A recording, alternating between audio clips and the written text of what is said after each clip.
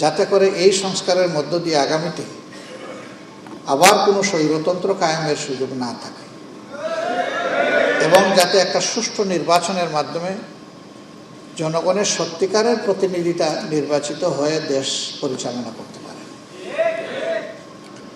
আমরা এই জন্য তাদেরকে যৌক্তিক সময় দেওয়ার কথা বলেছিলাম। আমরা এই ক্ষেত্রে এটা বলি নাই যে এই যৌক্তিক সময় 5 বছর হবে, এটাও বলি নাই যে 3 মাস হবে।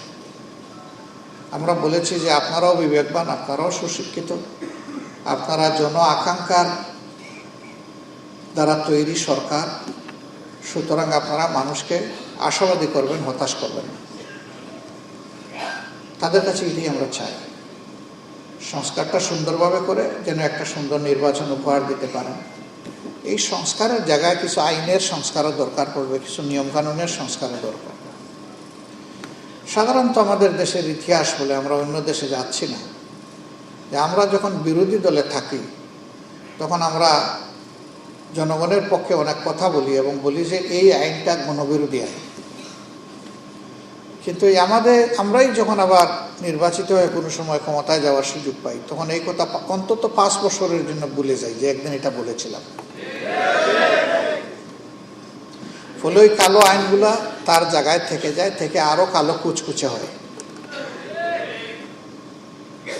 আগের সরকার এই কালো আইনের সুবিধা নিয়ে তার বিরোধী পক্ষকে দমন করে, পরের যারা আসে তারা আইসা ওইটাকে আরো অতীতের সমস্ত অভিজ্ঞতা একত্রিত করে কাজে লাগায়। যেই সমাজে মানুষ মূল্যায়িত হবে তার মেধা, অভিজ্ঞতা এবং যোগ্যতার কারণে। এখানে কোনো দল দেখা হবে না, এখানে পলিটোক্রেসি চলুক, এটা আমরা চাই না। আমরা চাই মেরিটোক্রেসি চলুক। তো মেরিটোক্রেসির স্লোগান কি আমরাই শুধু দিই? না, অনেকেই দেন। কারো কথা শুনে মানুষ বলে যাচ্ছে দেখি তারা গেলে কি করতে পারে, মেরিটোক্রেসি হয় কিনা। আবার কারো কথা শোনা মাত্রই বলে যে হ্যাঁ আপনাদেরকে চিনা আছে, আপনারা কোন মেরিটোক্রেসি আমাদেরকে দিবেন। এই দুটোই আছে।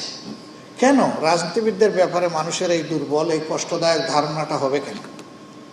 যদি রাজনীতিবিদরা স্বচ্ছতার জায়গায় থাকেন তাহলে জনগণ অবশ্যই তাদেরকে রেসপেক্ট করবে। এখন আমাদের সমাজটা হয়ে গেছে এমন যে সবাই চতুর্দিকে এখন শুধু অধিকার আদায়ের স্লোগান তুলে।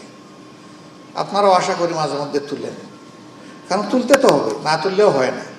সবাই তুললো, আপনি চুপ করে থাকবেন, তাইলে সরকার মনে করবে এরা বোধহয় খুব ভালো আছে, এদের আর কিছু শোনা লাগবে না। তো মাঝে মাঝে আপনাদেরও একটা পোছা দিতে হয়। কিন্তু আশ্চর্যের বিষয় যে জনগণের জন্য আপনার এই সার্ভিস, এটা হেলথ সার্ভিস বলেন, ইঞ্জিনিয়ারিং বলেন, সোশ্যাল ওয়েলফেয়ার বলেন, অথবা অ্যাডমিনিস্ট্রেটিভ সার্ভিস বলেন, ফরেন সার্ভিস বলেন, যে সার্ভিসগুলো যে জনগণের জন্য, ওই দাবিতে জনগণের অংশটা খুঁজে পাওয়া বড় কঠিন। সব হলো যে অমুক ক্যাডারে এইরকম সুবিধা আছে, আমার নাই কেন, আমি আমারটা চাই। তুমি সেক্রেটারি পর্যন্ত হয়েছে, এখন আবার তোমার সিনিয়র সেক্রেটারি হতে হয় কেন? তো তোমার যে মেধা সেই মেধা তো আমার আছে, আমি নই কেন? এই কেনর জবাব কে দিবে এতগুলো? কেন এই কেনটা কেন? এই কেনটা এই কারণেই যে এখানে কোনো ন্যায় বিচার নাই। এই কারণে যেই সমাজে ন্যায় বিচার প্রতিষ্ঠিত থাকে সেই সমাজে অধিকার বেশি চাওয়ার প্রয়োজন হয় না। যার যার অধিকার তার তার ঘরে তার তার হাতে চলে যায়। আর আমাদের দেশে অধিকার পাইতে হলে শুধু দৌড়াদৌড়ি করলে হবে না, স্পিড মানিও দেওয়া লাগবে।